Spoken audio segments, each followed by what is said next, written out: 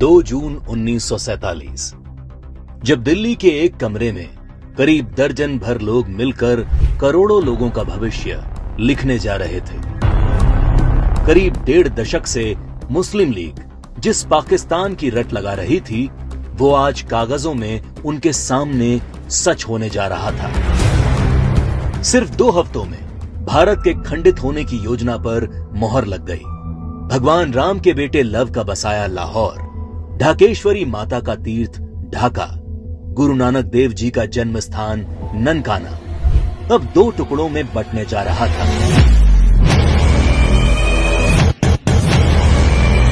और अगर कोई इस विभाजन की योजना से अनभिज्ञ था, तो वो थी भारत की मासूम और निर्दोष जनता, जिस पर यह विभाजन कहर बनकर टूटने वाला था। 1947 को अंग्रेजों द्वारा किया विभाजन देश का पहला विभाजन नहीं था। अंग्रेज इससे पहले 1905 में भी बंगाल का विभाजन कर चुके थे, लेकिन उस विभाजन का पहले बंगाल में और फिर पूरे देश में इतना मुखर विरोध हुआ कि अंग्रेजों को 1911 में अपना फैसला वापस लेना पड़ा था। विभाजन का जो काम अंग्रेज 1905 में नहीं कर पाए, वो 1947 में करने में कैसे सफल हो गए? तो जो बात 1905 के बंगाल को 1947 के भारत से अलग बनाती है, वो है कांग्रेस पार्टी, मुस्लिम लीग और भारतीय कम्युनिस्ट। 1905 में बंगाल विभाजन के विरोध के बीच ही 1906 में मुस्लिम लीग का जन्म संयुक्त बंगाल के ढाका में हुआ। बंग भंग आंदोलन के बाद जन्मी मुस्लिम लीग ने 1909 में मार्ले मिंटो सुधार के नाम पर पृथक निर्वाचन प्रणाली मांग से शुरू करके अगले 30 साल में अलग इस्लामिक राष्ट्र पाकिस्तान के नाम पर भारत को मजहब के नाम पर बांट कर रख दिया। 1920 के तुर्की के खलीफा के समर्थन में चलाए गए कांग्रेस के खिलाफत आंदोलन ने मुस्लिम कट्टरपंथियों को यकीन दिला दिया कि वे अपनी गैर जरूरी मांग पर भी कांग्रेस के नेतृत्व को मना सकते हैं। इसके बाद 1930 में अल्लामा इकबाल ने पहली बार मुस्लिम लीग के अधिवेशन में अलग इस्लामिक राष्ट्र की रूपरेखा रखी।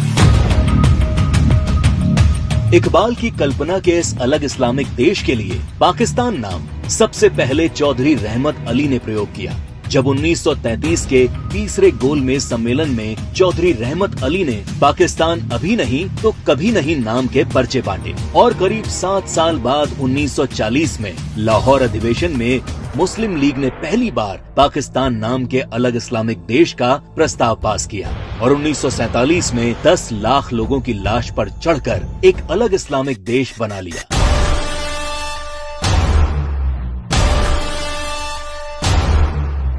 और जिस भारत ने 1905 में बंगाल का विभाजन नहीं होने दिया, वो भारत 1947 में भारत विभाजन नहीं रोक पाया, क्योंकि कांग्रेस के जिन नेताओं पर लीग के सामने खड़े होने की जिम्मेदारी थी, उन्होंने अंत समय में बिना भारत के लोगों को विश्वास में लिए विभाजन का प्रस्ताव स्वीकार कर लिया। देश तोड़ने के इस खेल में एक हिस्सा भारत के कम्युनिस्टों ने भी निभाया, जब कम्युनिस्ट नेताओं ने भारत को 14 राष्ट्रों का समूह बताते हुए भारत विभाजन को मुस्लिम राष्ट्र के आत्मनिर्णय का अधिकार बता दिया। साल 1945 में अग्रणी कम्युनिस्ट सिद्धांतकार कॉमरेड जी अधिकारी ने मुस्लिम लीग की मांग को न्याय संगत बताते हुए एक थीसिस दी। उनके शब्दों में 1940 से कम्युनिस्ट पार्टी ने ये देखना शुरू कर दिया कि तथाकथित सांप्रदायिक समस्या वास्तव में बढ़ती राष्ट्रीयताओं की समस्या है, जिसे आत्मनिर्णय के अधिकार के माध्यम से हल किया जा सकता है।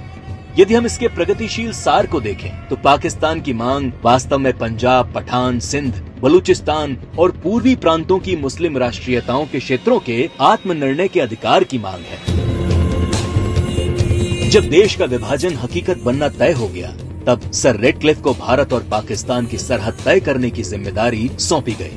रेडक्लिफ इससे पहले कभी भारत नहीं आए थे। उन्हें भारत की सांस्कृतिक विरासत, सभ्यता, मूल्यों, तीर्थों के विषय में कोई जानकारी नहीं थी।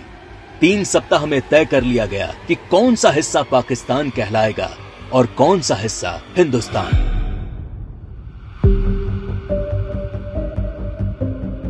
सदियों से एक जैसे इतिहास, भाषा, बोली, खान पान लिए रह रहे लोग, गांव और शहर रातों रात 2 देश बन गए। करीब 1.5 करोड़ लोग रातों रात बेघर हो गए और करीब 10 लाख से अधिक लोग इस विभाजन के नाम पर काल के गाल में समा गए। ये विभाजन जिसने आगे चलकर पूर्वी पाकिस्तान में एक नए नरसंहार को जन्म दिया। शहर के शहर रातों रात खंडर में बदल गए। शहर दर शहर दंगे और आगजनी शुरू हो गई। वो लोग जो हवेलियों में रहते थे वो अब रातों रात रिफ्यूजी बन चुके थे।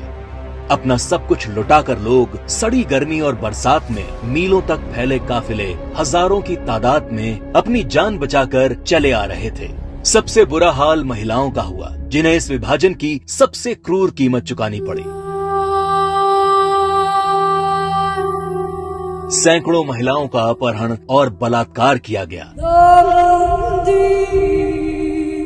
1940 के दशक में भारत की ही भांति नरसंहार झेलने वाले यहूदियों की विभीषिका को आज पूरा संसार जानता है। 27 जनवरी को आज पूरा विश्व होलोकास्ट दिवस के तौर पर मनाता है।